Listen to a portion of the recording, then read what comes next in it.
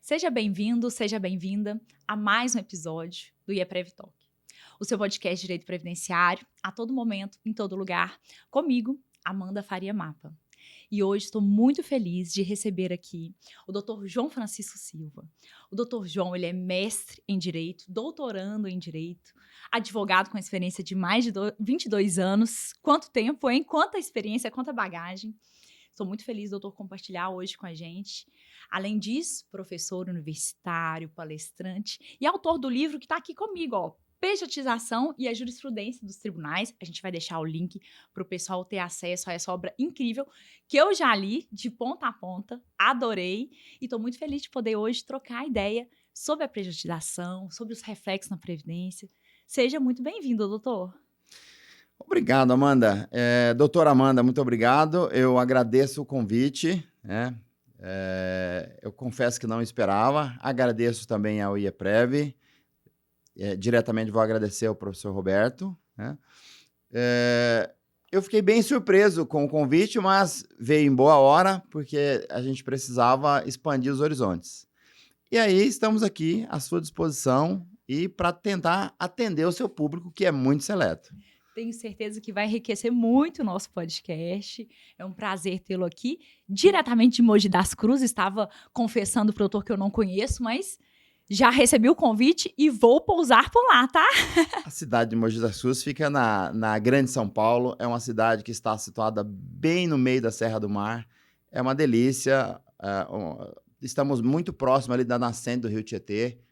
É uma cidade que tem 2 faculdades. Merece ser visitada. E com grande oportunidade também, como São Paulo, como o Brasil tem sido, de atuação do previdenciário e do trabalhista, né? Com certeza. Doutor, antes da gente entrar, né, na temática em si, que eu estou ansiosa para conversar mais sobre esse assunto da pejotização, que tem acontecido muito na prática, então eu vejo que é uma grande oportunidade também de atuação para os advogados. Me conta um pouquinho da história, doutor, como é que começou esse enlace aí do João com o direito e depois com o trabalhista, com o previdenciário. Como que foi isso? Compartilha com a gente essa história, porque eu acredito que é muita... essa experiência sua partiu, né? Teve um ponto de partida, né? E hoje o doutor não chegou onde chegou também, não foi da noite para o dia, foi passo a passo, né? Compartilha com a gente como que foi.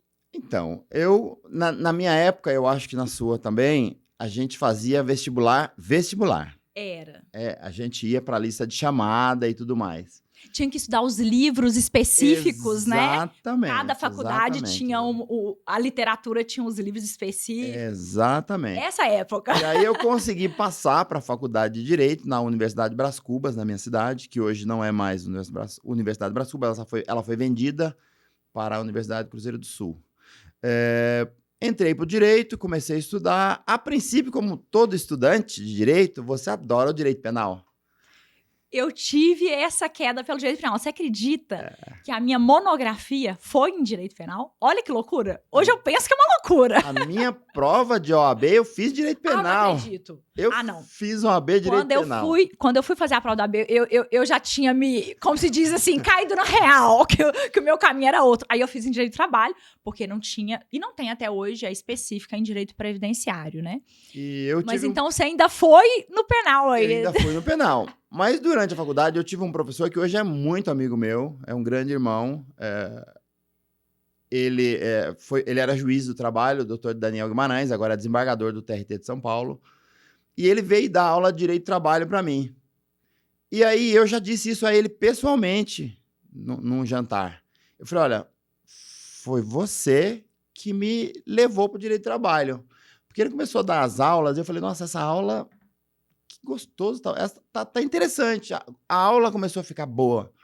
A faculdade começou a ficar mais interessante. Então, com base nessa aula, eu comecei a me interessar pelo direito do trabalho. Né? E aí terminei a faculdade, mas mesmo assim, eu ainda fiz a prova em direito penal. E foi só. Aí eu debandei para o direito do trabalho e direito previdenciário, porque os dois são 2 matérias coligadas. Sim.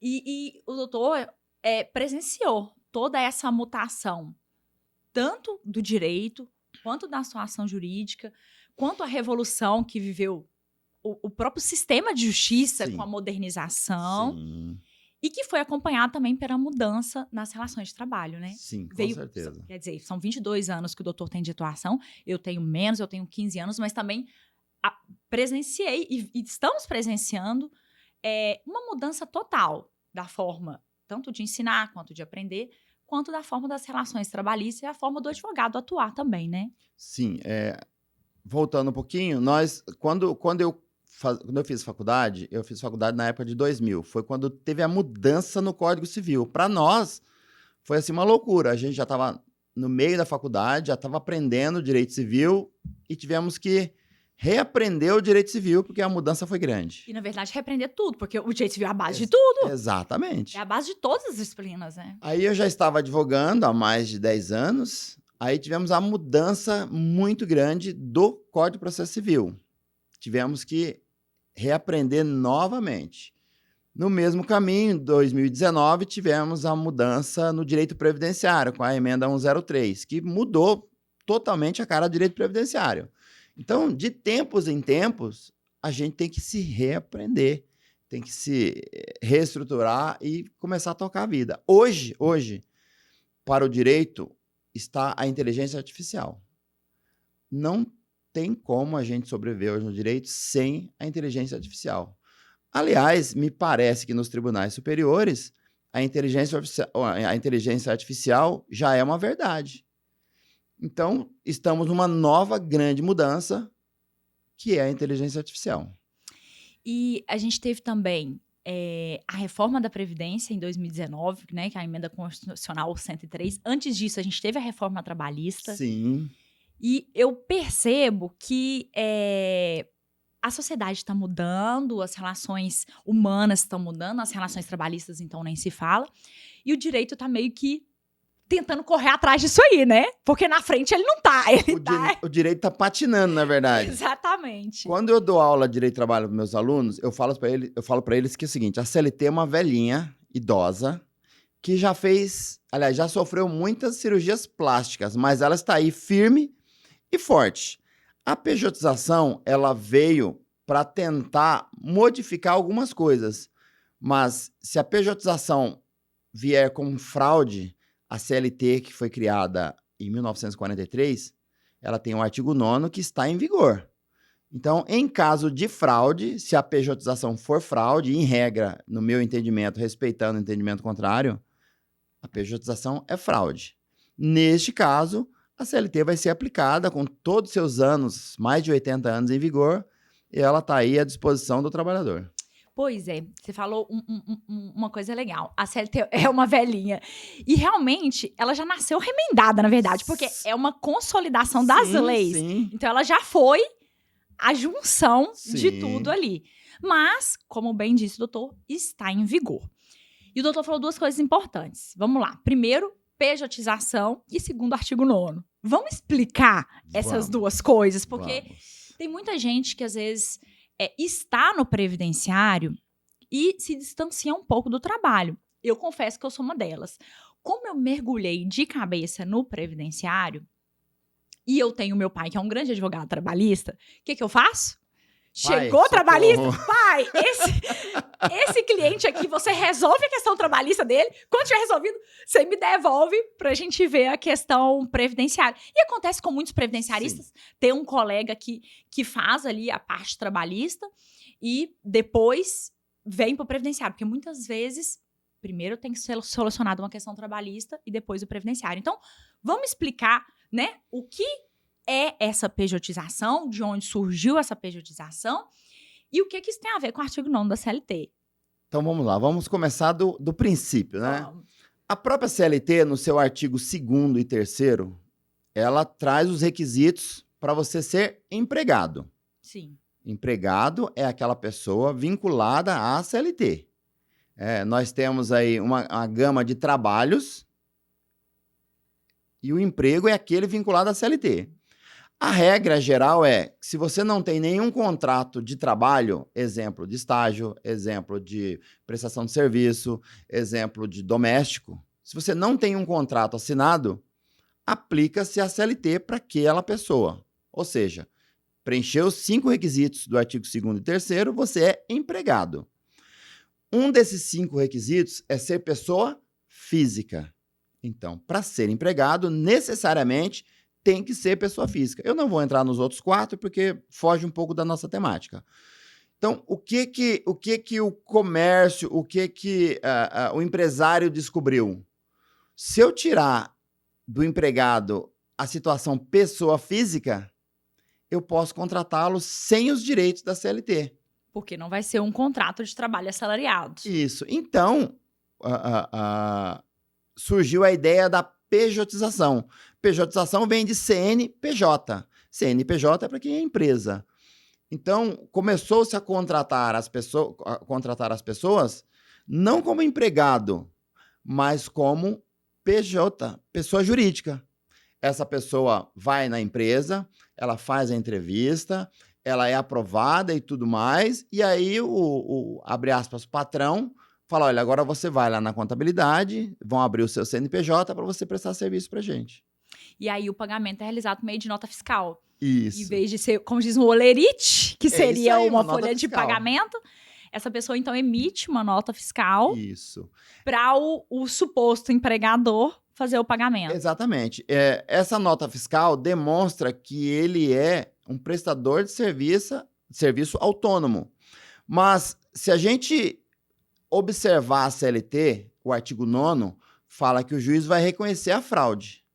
Ora, se você tem um cidadão que tem horário de entrar e sair, ele cumpre as ordens do patrão, do empregador, ele não pode se substituir por ninguém, ele emite uma única nota por mês com o mesmo valor fixo. Isso está, segundo a CLT, na cara que é fraude. E assim a Justiça do Trabalho tem atuado. Algumas empresas fazem com que o prestador de serviço emita nota com valores diferentes. Outras estão exigindo agora que a empresa não pode ser mais pessoal, não pode ser MEI, tem que ser limitada, né? Para tentar desvincular da CLT. Mas seja como for, se o empregado preencher os 5 requisitos da CLT, do artigo 2º e 3º, a Justiça do Trabalho vai reconhecer e com muita frequência reconhece a fraude. E essa pejotização a gente tem visto acontecendo muito, porque querendo ou não é uma forma do suposto aí também empregado receber mais, porque o valor normalmente é melhor, dele ter talvez uma maior liberdade. Em muitos casos não, porque vai ter que cumprir horário, mas em outros casos ele consegue ali fazer dentro do seu tempo. Então a gente tem visto muito essa pejotização. Só que isso pode ser prejudicial para o empregado. Então muitas vezes ele faz essa escolha não tão consciente, ou será que consciente? Eu fico com essa dúvida se na hora dessa contratação ele está consciente do que ele está perdendo. Vamos lá, eu menciono essa passagem, eu menciono no meu livro. O ser humano, ele quer sempre o lado bom dos dois mundos. Isso é inerente ao ser humano. Por outro lado, o direito do trabalho é o direito protetivo. Quando o cidadão é novo, ele quer ser PJ ou ele opta por ser PJ por alguns fatores, os 2 principais. Primeiro, que ele vai ganhar mais. Ele vai ter, abre aspas, uma certa liberdade e porque ele vai pagar menos impostos. Essa é a grande verdade. Sendo CLT, ele tem que cumprir ordens, ele tem horário, ele tem que... O salário é aquele básico, não tem como fugir disso, e ele vai pagar, se ele ganhar um pouco melhor, vai pagar 27,5% de imposto de renda. Enquanto pessoa jurídica, ele descontado na fonte. Então, não tem opção. Não tem opção. E aí é onde mora o problema do direito previdenciário, porque muitos PJs, eles não recolhem 1 centavo para a Previdência Social. E aí, enquanto jovem, está tudo bem. Só que para todo mundo vai chegar a velhice e, eventualmente, a saúde vai acabar piorando. E aí o cidadão não tem recolhimento da Previdência Social e, no final da vida, ele não tem onde se pegar. E é até preocupante no caso da mulher também, Sim, porque a gente ainda tem o salário maternidade. exatamente isso. Então, vamos lá, uma mulher que está prestando serviço como PJ, né, como pessoa jurídica, um vínculo aí provavelmente mascarado, que seria um contrato de trabalho normal. Ela, estando grávida e tendo esse filho, se ela não prestar serviço, ela não vai emitir a nota fiscal, ela não vai receber. Isso. Enquanto que, se ela fosse empregada, ela iria se afastar do Sim. trabalho, poder se dedicar, né, esse momento tão especial da vida e receber o salário maternidade. Exatamente. Enquanto PJ, ela não vai recolher a previdência, já começa por aí o grande problema. Ela não vai recolher a previdência. E se ela se afastar do trabalho como PJ, ela não tem direito ao benefício que tem a empregada gestante que deu à luz, que é a estabilidade e tudo mais. Acaba deixando não só a mãe, como também a criança em risco. Sim. E, na verdade, toda a família desprotegida, porque vamos pensar aí, por exemplo, em um falecimento. Verdade. Eu tenho até um caso exatamente assim. Eu até estava ali contando ali na antessala. Eu advogo para algumas empresas e uma empresa dessas é uma oficina, uma grande oficina lá na minha cidade. O dono da empresa me falou que o empregado, que já era empregado dele há 4 ou 5 anos, pediu para ser pessoa jurídica para ganhar mais, que ele queria receber mais por fora. E aí foi feita a demissão dele e ele começou a trabalhar como PJ. O salário dele dobrou. Porque enquanto mecânico, ele recebia o que estava na convenção coletiva. Como prestador de serviço, o salário dele dobrou. E o mecânico, ele pode se registrar como MEI, né? Foi exatamente isso que ele Tem fez. essa possibilidade, porque o microempreendedor individual foi um sistema simplificado, né, do governo criado para justamente os microempreendedores conseguirem se formalizar. Sim. Porque tinha muitas pessoas na informalidade, não recolhendo o INSS. E aí o MEI é uma forma de pagar junto, tanto o imposto de prestação de serviço, ISS, ICMS, se for o caso, quanto a contribuição previdenciária. Então, foi uma forma de abranger pessoas que estavam fora da cobertura previdenciária, fora da formalização, não tinha CNPJ. Mas brasileiro dá um jeitinho para tudo. Exatamente isso. Começou a ser desviada a função do MEI. E aí conta pra gente, esse mecânico então lá, registrado no MEI. 1 ano e pouco depois, já tinha perdido a qualidade de segurado. E ele não estava pagando. Não recolhia 1 centavo para a Previdência. Porque a questão é essa também. Não adianta só Não. se formalizar. Mensalmente você tem que fazer o Ter a recolhimento. consciência de recolher ao INSS. Porque, como empregado, ainda que você não queira, o seu empregador vai descontar. Vai descontar, Ele vai querendo ou não. descontar e vai encaminhar para a Previdência a sua parte e o aporte patronal. E você está garantido. Então, peraí. Vamos lá, é até bom para esclarecer, às vezes, quem está iniciando aí. Quando o empregado está fichado, o que vem descontado? Vem descontado 11% do seu salário. Do seu salário. E esse valor é encaminhado à Previdência Social, ao INSS. Junto com esse valor, o empregador também tem um percentual, que é o chamado aporte patronal. Ele também vai recolher a Previdência Social. E tem o imposto de renda. Sim, os demais tributos, todos eles incidem, inclusive o imposto de renda. Que vai ser descontado, a depender aí da faixa Da renda, salarial, até sim. 27,5%.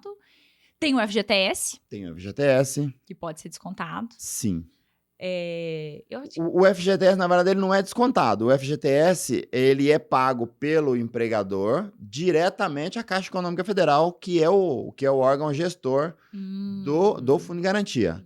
Então, não há desconto do empregado. Ele é pago 8% ao mês na conta vinculada ao empregado na Caixa Econômica Federal. Perfeito, perfeito.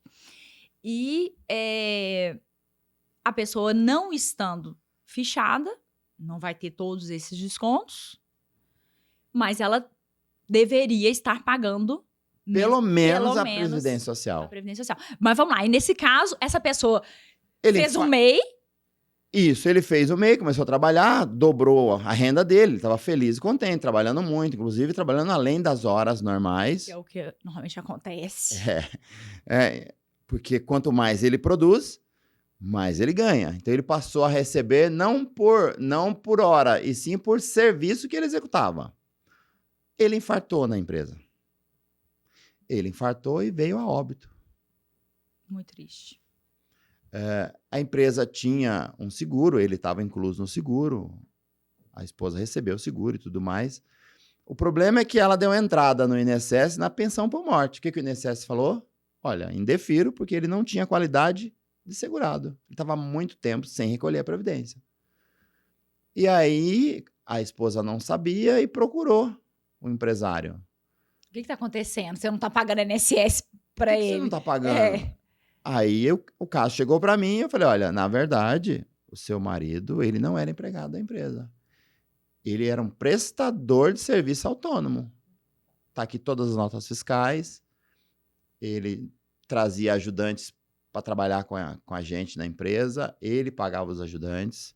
Então, ele virou um prestador de serviço. Ele não tinha hora para entrar, não tinha hora para sair, não havia subordinação. Então, ele não preenchia os 5 requisitos aí da CLT. E aí, o que acontece?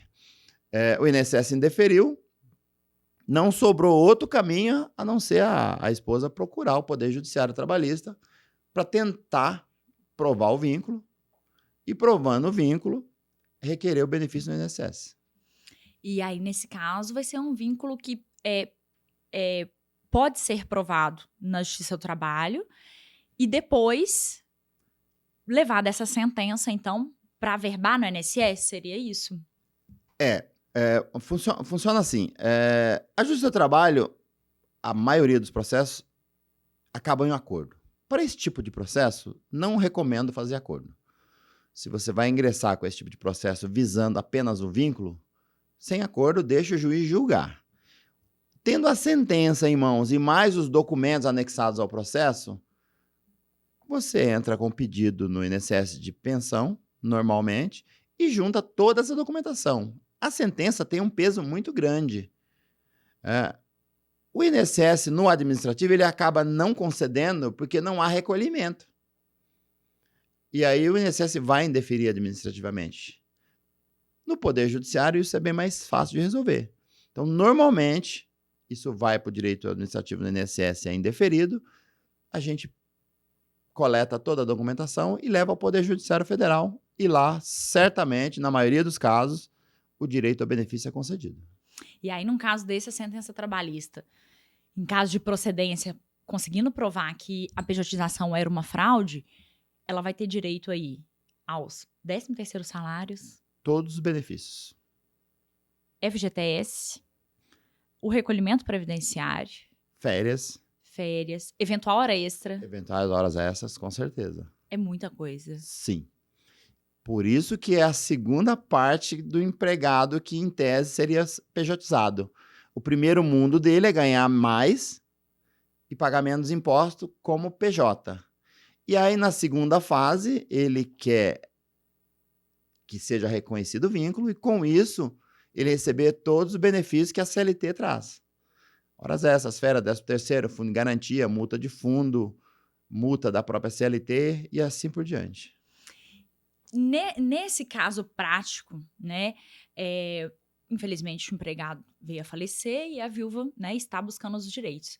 Mas pode acontecer uma pessoa que, ao longo de toda a sua vida, está numa situação de pejotização e está recolhendo um INSS, a menor ou não recolhendo, e vai tentar vir se aposentar. Também vai sofrer as sequelas aí em um possível benefício previdenciário, né?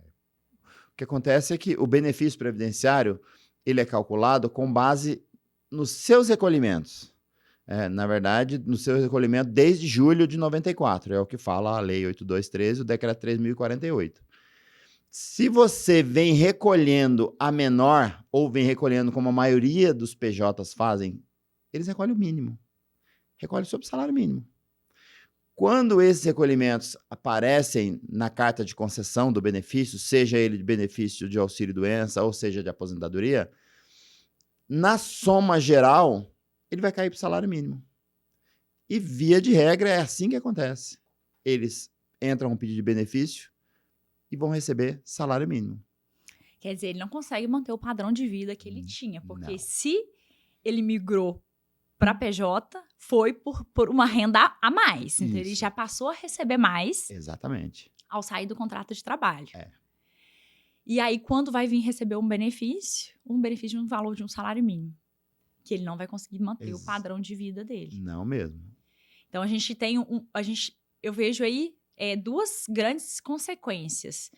Primeiro, a redução da arrecadação da Previdência Social, que tem essa perda de pagamentos de contribuições previdenciárias. E a segunda consequência para ele próprio. Sim.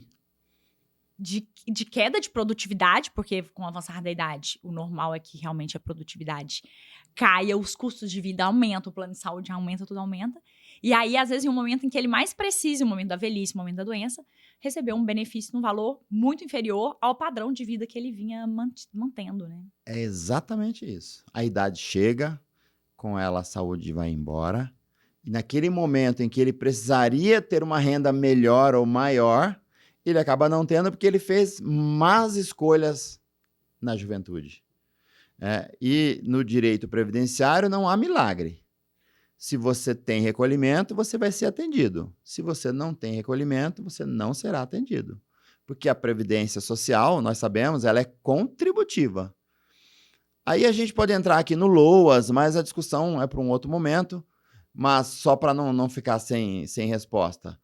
Essa pessoa que não tem recolhimento, que chega à idade, ela não vai ter opção a não ser ir para o BPC, que é o benefício de prestação continuada, que é também conhecido como LOAS. Um outro ponto importante para essas pessoas que não recolhem, mas que conseguem o vínculo na justiça e, eventualmente, o benefício, isso também causa um prejuízo ao Estado, porque essa pessoa não recolheu, ela não contribuiu em nada, mas o Poder Judiciário reconhece o direito ao benefício e manda o INSS pagar. Não estou aqui com dó do INSS, não, estou falando tecnicamente. Uhum. Essa pessoa nunca contribuiu, e o INSS vai ter que lhe conceder o benefício por ordem judicial. Tenho muitos casos nesse sentido que não tem recolhimento. E se o vínculo for muito antigo, porque o vínculo não prescreve. Se você trabalhou há 10, 15, 20 anos atrás, você pode entrar na justiça e pedir o vínculo. Isso é importante. Então, não tem aquilo que você saiu do emprego e aí tem 2 anos para entrar. Não. E 5 anos retroage. Não. A prescrição trabalhista é de 2 anos, retroagindo a 5 anos. 2 anos a contar da sua demissão, retroagindo os últimos 5 anos. Para a questão do vínculo, só do vínculo, não há prescrição. Então, se você tem um segurado que trabalhou 20 anos atrás e ele tem como provar que trabalhou, você vai ingressar na Justiça do Trabalho, você não vai receber um centavo, mas o juiz vai reconhecer o vínculo, que é o que você precisa para levar isso à Previdência Social.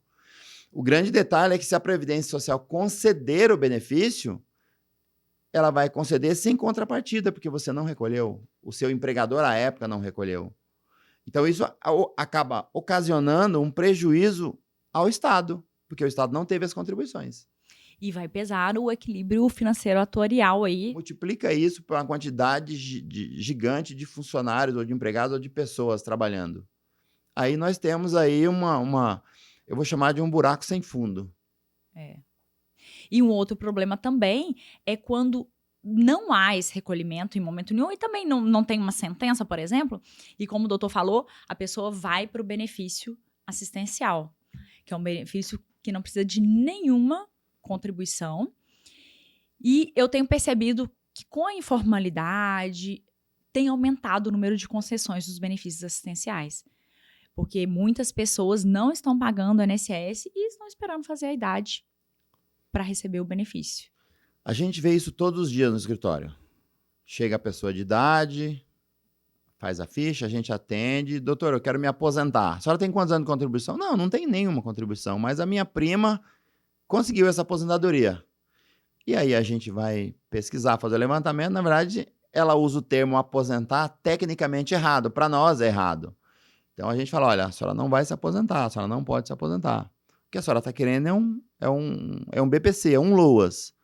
E aí vamos partir para os 2 requisitos do LOAS.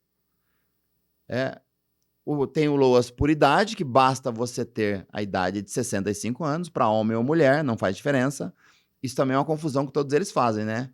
Chega com 60 anos no escritório, 62, e querem aposentar. Só que o LOAS não tem essa diferenciação, é 65. O Estatuto do Idoso prevê o idoso a partir de 60 anos. É. Mas a Previdência Social concede o benefício do idoso só com 65. Exatamente. E o outro requisito do LOAS é a renda per capita, 1/4 do salário mínimo.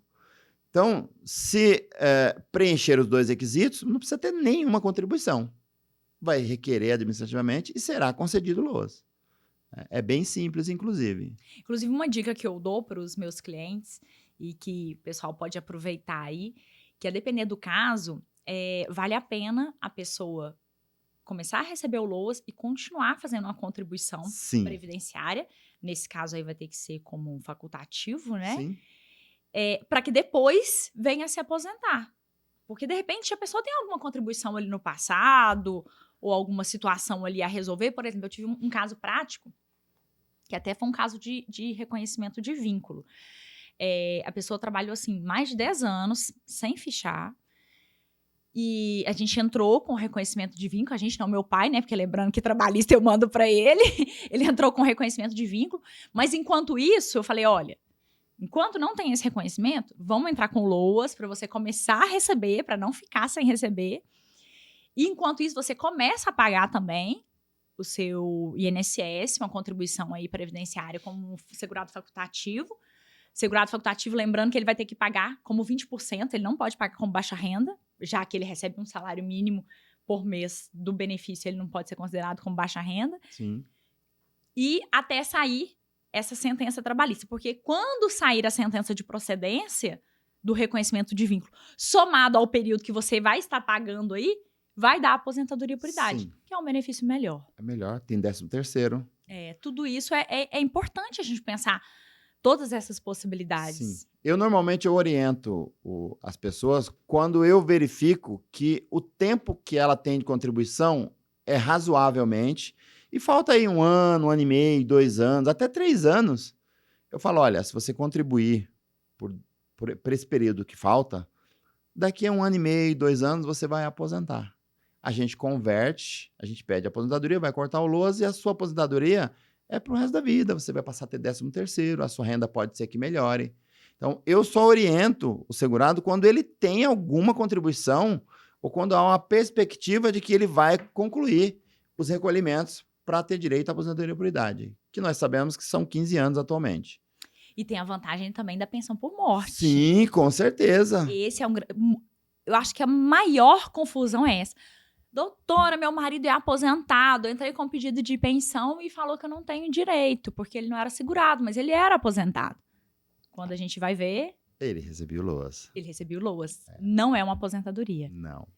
O LOAS não deixa pensão por morte para os beneficiários. Mas a senhora sabe, doutora, que a culpa desse termo aposentadoria não é do segurado, é de alguns advogados ou de algumas pessoas que atuam no direito previdenciário sem ser advogados, que falam, olha, eu consigo aposentar o senhor ou a senhora.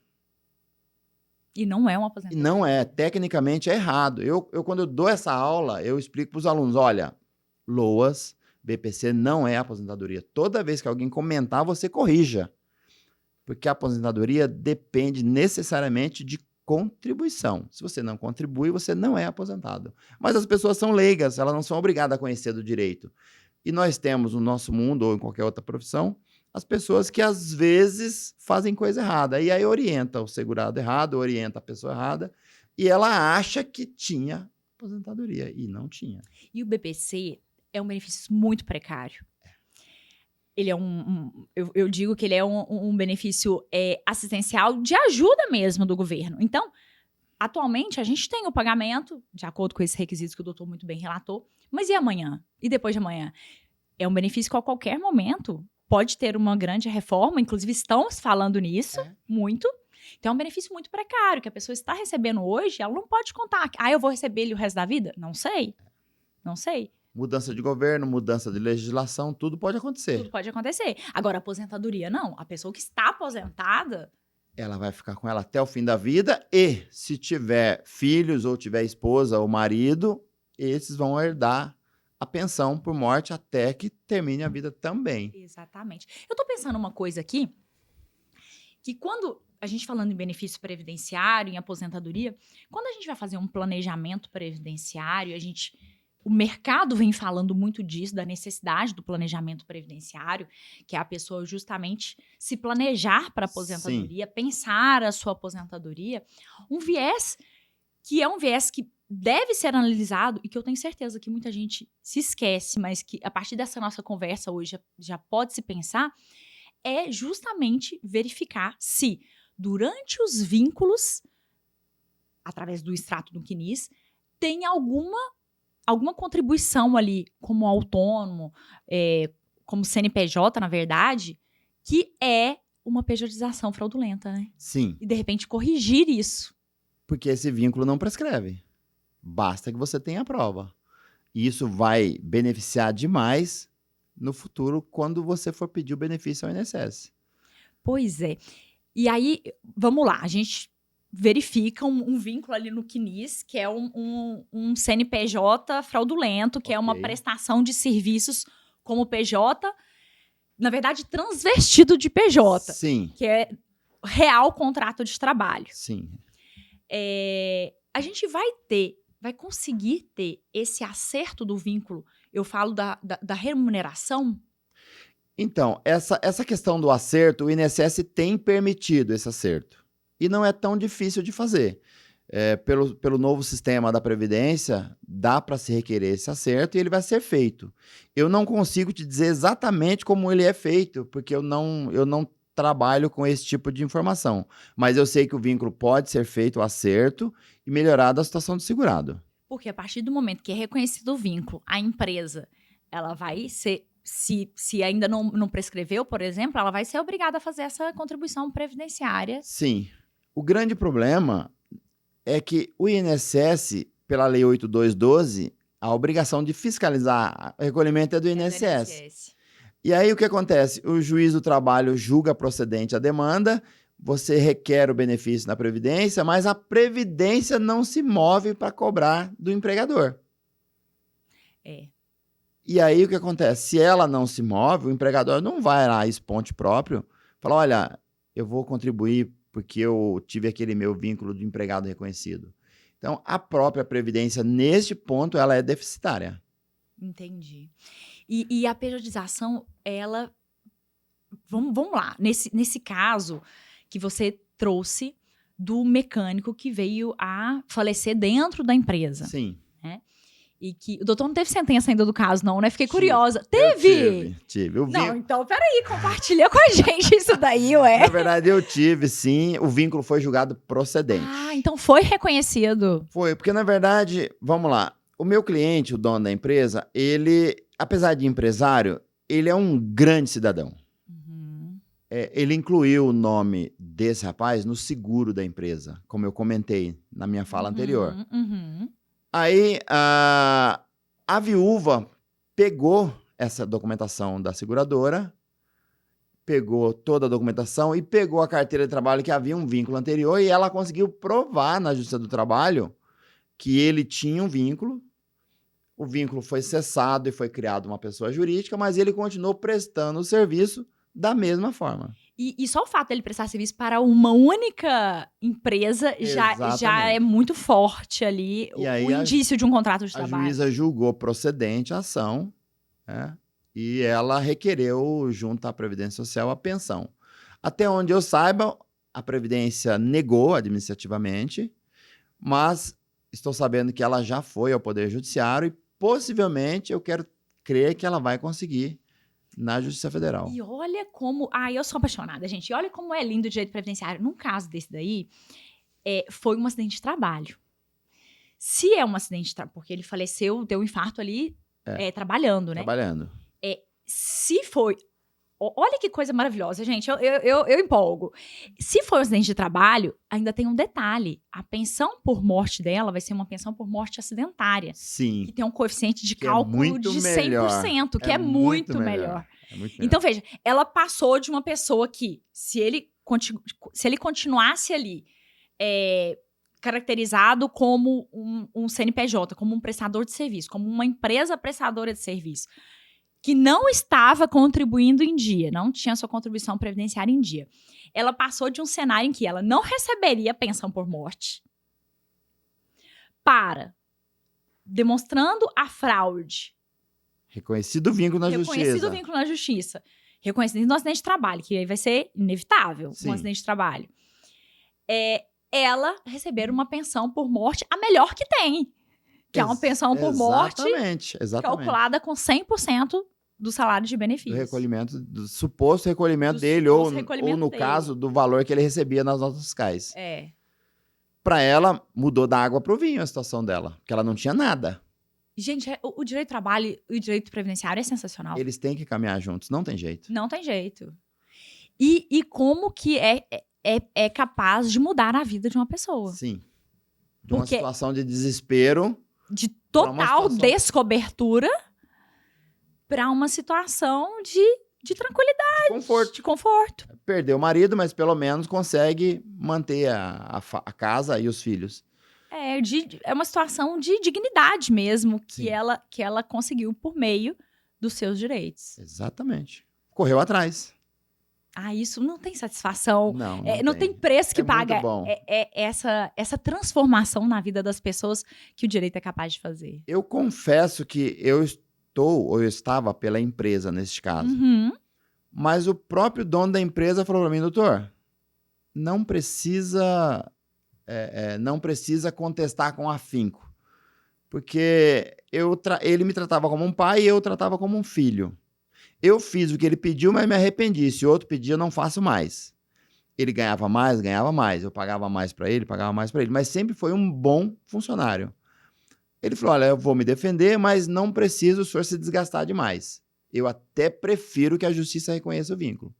Então, nós contestamos, contestação geral e genérica, porque ele pediu que deixasse que o vínculo fosse reconhecido, porque, de fato, no raciocínio dele como ser humano, ele só fez o que o empregado pediu. Mas ele nunca, em momento algum, deixou de reconhecer que ele era empregado. Tanto é que não recorremos. A sentença foi procedente, eu perguntei se quer que eu recorra, ele falou, não precisa recorrer, não. E como você bem relatou, não poderia ser feito acordo, Não poderia. porque senão ela teria prejudicado a questão na via previdenciária, porque no previdenciário não reconhece o acordo trabalhista. Não reconhece. O que é um absurdo. Tem decisão recente, eu não consigo lembrar agora, salvo engano, da TNU, dizendo que o acordo trabalhista de reconhecimento de vínculo não tem peso no benefício previdenciário, mas me foge a memória, eu não tenho essa informação. Posso até lhe passar depois com mais calma. O que é uma contradição em termos, porque se a justiça brasileira é una, ela só é separada por competências para facilitar o trabalho, né? Nós somos um país continental, então né, tem a justiça do trabalho, a justiça eleitoral, a justiça federal, mas é o poder judiciário, estamos falando do poder judiciário. Uhum. Então, assim, é uma contradição. Aí a justiça trabalhista, que faz parte do todo, poder judiciário, reconhece, ainda que, porque por mais que há um acordo entre empregado e empregador, houve uma homologação. Então, o juiz reconheceu Que é o aquilo ali, Estado que é o juiz. Estado juiz. Né? Porque o juiz pode não homologar. Inclusive, eu já tive situações em que fizemos acordo e o juiz, não vou homologar esse acordo. Exatamente. Acontece. É da discricionalidade do juiz homologar ou não acordo. Ele homologou, aí a outra seara da justiça, que também pertence, como o doutor me falou, ao Estado juiz, não reconhece isso. O juiz do trabalho, normalmente, ele tenta não homologar acordo que prejudica terceiros. Aliás, há a recomendação do próprio tribunal que o juiz do trabalho não homologue acordo que venha a prejudicar terceiros. O que o INSS alega nesse tipo de acordo? Que ele não estava presente. Ele não participou desse acordo. E esse acordo acaba, que abre aspas, indiretamente, prejudicando o INSS. Porque quem vai ter que pagar o benefício? É ele. Como ele não participou da demanda, ele não pôde contestar, ele não pôde argumentar, esse acordo vai impor a ele uma obrigação da qual ele não teria. O doutor fala muito isso no seu livro, que eu tive o prazer de deliciar com a leitura dele, recomendo, que é sobre a questão do esvaziamento mesmo das contribuições previdenciárias, Sim, né? sim. Que é preocupante. No final da vida, o cidadão trabalhou uma vida inteira, e aí quando ele mais precisa, ou a família dele, como o caso que nós relatamos aqui, a família fica a ver navios. Tem que se socorrer do advogado, tem que se socorrer do Poder Judiciário, para tentar reverter uma bobagem que ele fez no passado. Seja por ganância, seja por não entender, ou seja porque não ter imaginado como seria o futuro dele. Esse caso que o doutor trouxe foi, assim, pedagógico. Aprendemos muito com ele, nos serviu para ver outros horizontes também. O doutor tem muitos casos relacionados a essa pejotização, tanto atuando ou pela empresa ou pelo empregado aí, que também reconheceu. O doutor vê isso como uma oportunidade para o advogado? Com certeza é uma oportunidade. Eu tenho muitos casos. Eu tenho não só pela empresa, como pelo empregador. Eu acabo ficando no meio termo quando eu estou como professor em sala de aula, que eu preciso mostrar para os alunos os dois pontos. Sim. Mas quando eu estou pelo empregado, normalmente eu peço o artigo 9º da CLT, eu peço tudo que tem direito. Quando eu estou pelo empregador, eu tento quebrar o principal ponto do vínculo, que é a subordinação. Esse é o principal ponto do vínculo. Então, as empresas que eu presto assessoria jurídica, eu tento orientá-los. Olha, se você tem pessoas que são PJs, eles não são seus empregados. Ele pode chegar a hora que ele quer, ele pode ir embora a hora que ele quer. Se ele não quiser vir trabalhar, ele não precisa vir. Você não pode impor isso a ele. Porque, normalmente, os outros requisitos são bem simples de provar. A maior complicação é a subordinação. Mas eu confesso que boa parte desse processo, quando eu advogo para a empresa, eu acabo também perdendo. Porque a gente está falando de situações fraudulentas, mas existe, de fato, pessoas que prestam serviço. Sim. É possível, a lei permite Sim. a prestação de serviços por uma pessoa autônoma. Sim, prevê. E agora, recentemente, quem está reconhecendo essas situações é o Supremo Tribunal Federal. O STF tem entrado num embate, eu não sei se eu posso chamar de embate, mas vou chamar de embate, com a Justiça do Trabalho. O Supremo Tribunal tem anulado reconhecimento de vínculos de processos oriundos da Justiça do Trabalho. Existe aí um recurso jurídico, que é a reclamação constitucional. Ou seja, o Supremo acabou se metendo tanto nessa questão da Justiça do Trabalho que ele virou uma instância recursal da Justiça do Trabalho. A empresa perde o processo na Justiça do Trabalho, entra com reclamação constitucional e o Supremo tem anulado as decisões da Justiça do Trabalho. E qual que é o argumento que o Supremo tem utilizado? O argumento do Supremo, geralmente, é que o empregado, o suposto empregado, ele aceitou. E que a forma de contratação dele foi ele que escolheu. Ele que decidiu assim. Então, o Supremo reconhece que existem outras formas de prestação de serviço válidas, além da CLT. Nossa. E a gente sabe que, na prática, muitas vezes, essa contratação por meio do CNPJ é imposta pela empresa. Muitas vezes. Imposta. Não é uma opção. Mas no meu livro eu menciono isso. Eu vejo duas categorias de PJizados. Os PJizados da base, os empregados que ganham salário baixo, os entregadores de forma geral, os motoboys, as pessoas mais simples, vamos dizer assim, a massa. E nós também temos os PJizados de alto nível. Os diretores, os médicos, os advogados associados. Eu acho que nós podemos diferenciar a massa dos PJizados de maior nível. Esses de maior nível, normalmente, eles não estão lá enganados. Eles querem, eles preferem isso. E aí são esses, na maioria dos casos, que o Supremo tem anulado as decisões do trabalho. Então, nós temos casos famosos aí de advogados associados que entraram na justiça, ganharam o vínculo, foi para o Supremo, e o Supremo anulou essa decisão. A última palestra que eu dei sobre isso foi em Brasília. O Supremo tinha 3.000 e poucos processos só vinculados a essa área da Justiça do Trabalho. 3.800 reclamações 3 mil, constitucionais. 3 mil e poucos. É muita É coisa. muita coisa. É muita coisa. O Supremo acabou virando uma instância recursal da Justiça do Trabalho. Eu não sabia que estava nesse ponto, assim. Essa semana, uma aluna que é estagiária num grande escritório da cidade, ela veio me falar, professor, eu ajudei num processo lá de anulação de vínculo no Supremo e nós ganhamos, estou feliz. Eu falei, parabéns.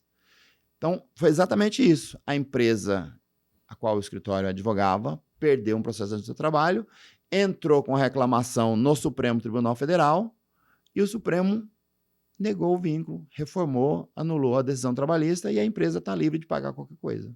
É porque a gente tem que se lembrar que a gente tem a previsão dos hipersuficientes, né? Hipersuficiente. Que é uma previsão que tá na CLT ou na lei? Agora Veio na fugi, CLT com a mudança com a alteração da lei, em 2017. né?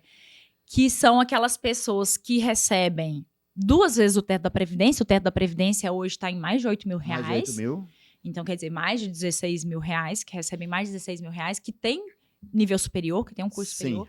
Elas podem abrir mão dos seus direitos trabalhistas, né? Sim. Então, é um direito disponível. Então, eu acho que por esse viés aí, o STF também tem atuado ponderando isso, né? A capacidade aí cognitiva de um hipersuficiente e o poderio dele de transacionar uma relação dessa. Exatamente. E que o hipossuficiente não teria essa condição econômica aí de fazer essa transação, né? A CLT trouxe um novo princípio, né? É o princípio do negociado prevalecer sobre o legislado.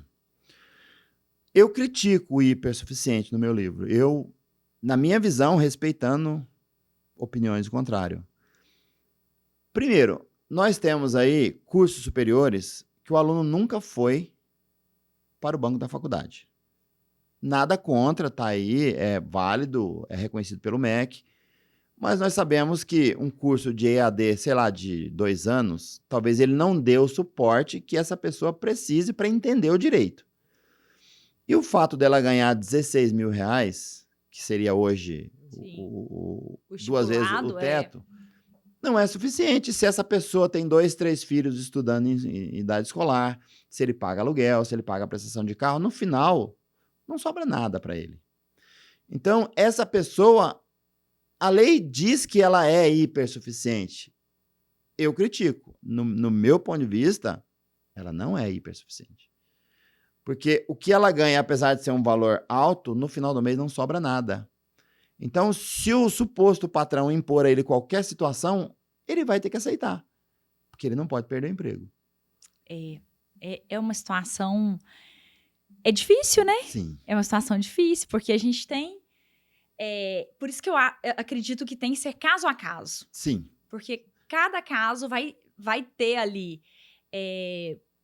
uma consideração diferente, uma empresa diferente, a função que a pessoa está exercendo é diferente, tem que ser analisado e ponderado, e lógico, partindo da ideia de que a pejotização, grande maioria das vezes, quando a gente está tratando de pelo menos de pessoas hipossuficientes, é fraudulenta. Sim.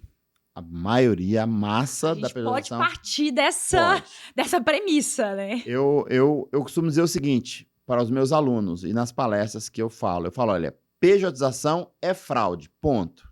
É mesmo? É fraude. O cidadão ou a empresa que contratou um empregado como pejotizado, o ônus da prova é dela. Na Justiça do Trabalho funciona assim. A empresa que apresenta fato modificativo, o ônus da prova é dela.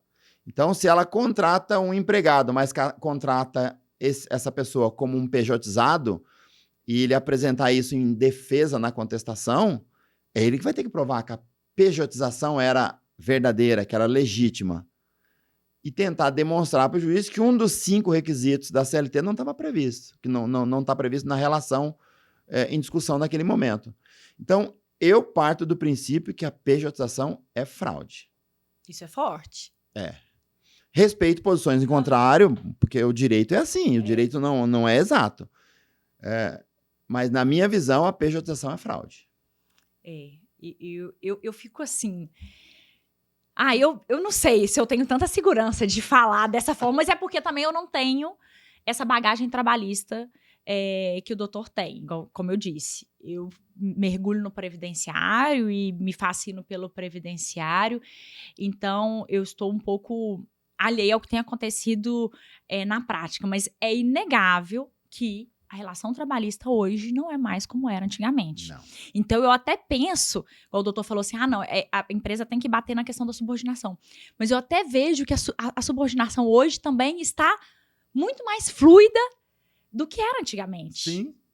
Né? Antigamente era quase que uma subordinação militar, a verdade é essa. Exatamente. Hoje em dia, a gente tem que passar muito longe disso, porque a gente tem aí o assédio moral que está a todo momento sujeito de acontecer. Então, a gente tá tendo esse liame aí entre a subordinação, o assédio, a pejotização. Veja quanta... E o que tá em moda agora é a questão da uberização. Também. Quando eu falo uberização, não estou falando da Uber específico. É a plataformização do trabalho. A discussão é, aqueles trabalhadores são subordinados ou não são não. subordinados? Veja. Porque a inteligência artificial... é ela que comanda a prestação do serviço dele. Não importa se ele é entregador, se ele transporta passageiro, se ele transporta carga. Ele está ali disponível para a inteligência artificial. Mas aí, por outro lado, pergunto, mas se ele não quiser trabalhar hoje, ele não precisa. E é fato, ele não precisa. Ele vai trabalhar o dia que ele quiser. Ou ele pode entrar agora e decidir daqui a uma hora, falar, não quero mais e sair do aplicativo. Isso pode? Tranquilamente pode. Mas a Justiça do Trabalho está se debruçando. Eu tenho notícias, me parece que tem 2 processos no TST, um reconhecendo o vínculo da Uber e outro não reconhecendo. Então, isso vai subir, possivelmente, para a SDI do TST, se já não subiu. Até onde eu saiba, não subiu, estava parado, aguardando julgamento. E ainda que um dos 2 perca, isso vai bater no Supremo Tribunal Federal para chegar nessa conclusão. Então, essa... E que vai afetar, sim, uma nação, porque vai afetar a sociedade como um todo. A quantidade de prestadores de serviços, vou chamar de uberização, é gigantesca. E a subordinação, ela... Eu vejo o quanto, né, nós estamos mudando as relações trabalhistas. A gente vê que nem é muito tempo atrás, há 15 anos, 20 anos atrás, o empregado saía da empresa e você só teria contato com ele no outro dia e seria impossível ter um outro tipo de contato com ele. Sim. Hoje, a pessoa está disponível no telefone 24 horas, no WhatsApp. Ainda que ela não queira, ela pode receber uma mensagem da empresa. Pode. Então, é tudo muito novo e tudo muito complexo e tudo muito interligado. E o direito... tentando sobreviver a isso daí. O direito não acompanha a evolução da sociedade. Não consegue. Não consegue. E aí o que acontece? Enquanto o direito fica um pouquinho atrás do que a sociedade está fazendo, alguém vai se prejudicando. Sim. Porque o direito acaba demorando a acompanhar a sociedade. É claro que o direito, ele evolui com a sociedade, ele tem que evoluir. Lembramos que no passado, por exemplo, só a título de exemplo, as mulheres não tinham direito, não podiam votar. Sim. E aí a coisa foi melhorando. Outro lado também, questão sexual dos homossexuais. Também tinha toda aquela problemática, hoje em dia isso já está superado, não há problema nenhum. Inclusive o direito previdenciário foi pioneiro nisso daí. Exatamente. Reconheceu a pensão por morte ao casal homoafetivo, antes mesmo de ser reconhecida a união homoafetiva. Mas, convenhamos, isso não está correto? Lógico. Cidadão, eu fico muito feliz do previdenciário ter despontado. Não importa o sexo dele. Eles já moravam juntos 10, 15, 20 anos. Um cuidava do outro. Essa é a realidade. Dependência econômica. Aí veio e faleceu. O outro ficou viúvo. Essa é a real. E a Previdência Social foi uma das primeiras a reconhecer isso como um direito. Ai, que lindo. A minha vontade é ficar conversando o dia todo aqui. Que delícia bater esse papo. Eu falo que é um ócio criativo, porque a gente está aqui. Para mim, isso daqui é um ócio por ser gostoso, me deleitar, conversar, bater papo com o doutor é sempre muito bom. E criativo pelo tanto que é enriquecedor, o quanto aprendemos mutuamente e levamos conhecimento para outras pessoas, né? caminhando já para o final, tem algum outro caso, assim, nesses 22 anos, que foi emblemático, que foi como esse que o doutor trouxe, assim, pedagógico, que foi marcante? Na verdade, eu tenho vários, mas eu posso destacar um. Foi um caso muito triste de uma médica da minha cidade. O marido dela matou Não, que e triste. se matou depois. E deixaram uma criança, que aliás esteve no meu escritório agora, com 18 anos, para receber os valores que estavam retidos do inventário. E eu ingressei com a reclamação trabalhista contra o hospital. Ela era pediatra, a melhor pediatra da cidade, na verdade. E eu consegui o vínculo. E eu me lembro que, na época, a avó cuidava. E ela falava, não, doutor, não mexe com isso não, porque... Eu falei, olha, não faça isso. Ele vai precisar dessa pensão. É direito dele até que ele complete 21 anos de idade. Vamos pedir o vínculo. Reconhecimento de vínculo. E ela estava como PJ? Estava como PJ. E aí, Os médicos, é muito comum, né? eu consegui uma cópia da escala dela de trabalho. Ah, A escala mostrou a subordinação. O tribunal, a vara do trabalho de Mogi, não reconheceu o vínculo. O juiz do trabalho não reconheceu. Eu recorri e o TRT de São Paulo, de forma linda, reconheceu o vínculo. Ele está recebendo a pensão, depois disso, recebeu todo o valor do processo, o hospital acabou pagando integralmente, depois que transitou em julgado. E hoje ele tem 18 anos, esteve no meu escritório, porque eu fiz o inventário, ela deixou casa, deixou alguns valores, e esses valores ficaram retidos. Aí ele esteve no meu escritório por esses dias, para ir lá fazer o levantamento dos valores que estavam retidos no inventário. Está feliz, está fazendo faculdade. Então, eu acredito que a minha atuação, a atuação do meu escritório, com a ajuda do meu filho, que também advoga comigo, fizemos uma grande, eu não vou chamar de caridade, mas fizemos a ele demos a ele uma grande alegria. Ele hoje é um garoto de 18 anos, apesar da tragédia, perdeu o pai e mãe, mas ele não passou privações relacionadas ao dinheiro. alegria para ele e com certeza para a mãe dele Sim, também, com que certeza. está o acompanhando, não tenho dúvidas. Infelizmente, o Brasil é recordista de casos de feminicídio. E a gente teve, até importante a gente tocar nesse assunto, porque ainda não tocamos esse assunto aqui no podcast, o doutor trouxe em um momento importante. Tivemos recentemente a alteração, né, da pensão para os filhos do feminicídio. Sim. Que, na verdade, veio aí chamando de pensão, mas é um benefício assistencial. Sim. Porque, nesse caso, o doutor reconheceu o vínculo trabalhista, era uma pejotização fraudulenta da médica que via falecer. Mas, se por acaso a mulher não contribuía de fato para a Previdência Social, ainda assim os filhos vão ter direito à pensão no caso de feminicídio. É uma nova lei recente aí e que vem aí abraçar essa situação que tem acontecido recorrentemente aqui no Brasil. Eu escrevi um artigo que está publicado numa obra da editora Mizuno. Não me foge o nome do livro agora. Eu com a doutora Larissa. Nesse artigo, eu escrevi a questão do direito às mulheres da violência doméstica. Então, nós tratamos nesse artigo de casos de mulheres que estavam com violência doméstica e elas não tinham renda própria. Então, elas se submetiam ao marido por falta de perspectiva. Como é que eu vou sair de casa com os meus filhos? Vou sobreviver de quê? Então, nesse artigo, depois eu lhe passo os dados do livro, que eu não tenho aqui, também não vou vamos deixar na descrição, a gente deixa para o pessoal. Esse artigo trata justamente disso. Essas mulheres deveriam receber um benefício da Previdência ou da assistência, ainda que por um curto prazo, para ela poder se recuperar e sair da violência doméstica. Seria um caminho seguindo a mesma linha do feminicídio aí. Nossa, sensacional. Doutor, que delícia conversar, aprender. E vamos lá, para essa toda experiência, toda essa bagagem, compartilha aqui com a gente alguns insights aí. Tem alguma frase, algum livro, algum filme que o doutor quer deixar de indicação para os nossos ouvintes aí? Olha só, eu sempre falo para os meus alunos, e muitos vão me ouvir, eu costumo dizer o seguinte: você quer ser advogado? Você tem que ler. Você tem que ler tudo, toda hora.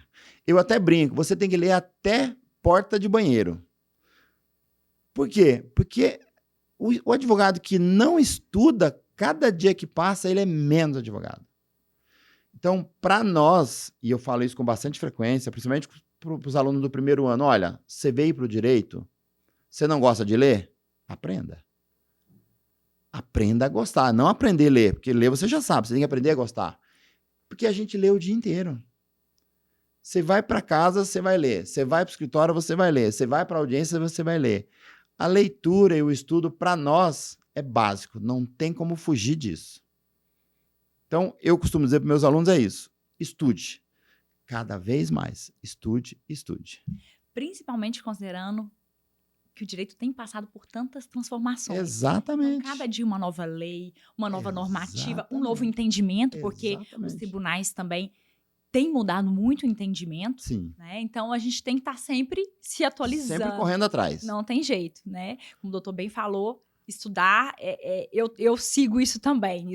Estudo muito e acredito que cada um tem seu instrumento de trabalho. Vamos lá, Sim. o médico tem o estetoscópio, não é assim que Sim, chama? sim. Tem o aparelho de medir pressão, enfim.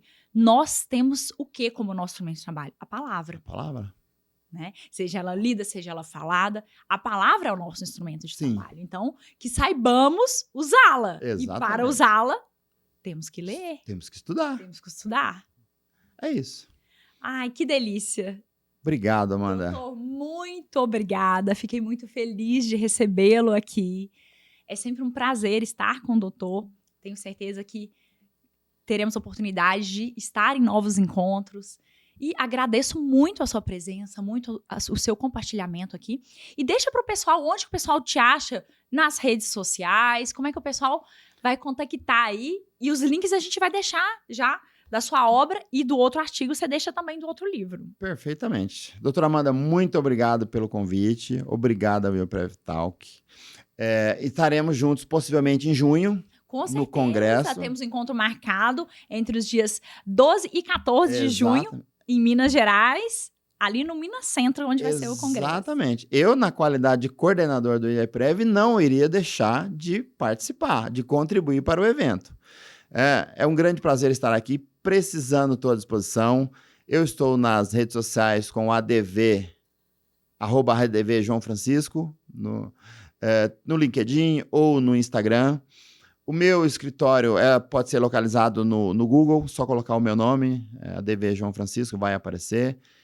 Aos meus alunos que estão me assistindo, espero que tenham gostado e não se preocupem, hoje à noite estarei em sala de aula. Nossa Senhora! Vamos finalizar porque você tem que correr então para a sala de aula. Exatamente. Obrigado, doutora. Eu que agradeço. Finalizamos mais um episódio incrível do IEPREV Talk. É um prazer sempre receber convidados incríveis aqui, como o Dr. João. E finalizamos hoje, então, falando desse tema inédito, pejotização, reflexos no direito previdenciário. Lembra sempre de nos seguir, porque toda semana a gente tem um novo episódio. @IEPREV, @IEPREVCAL, que é o programa de cálculos do IEPREV, que é impossível advogar sem ele. E me siga também, @AmandaFariaMapa. A gente se vê, até o próximo episódio.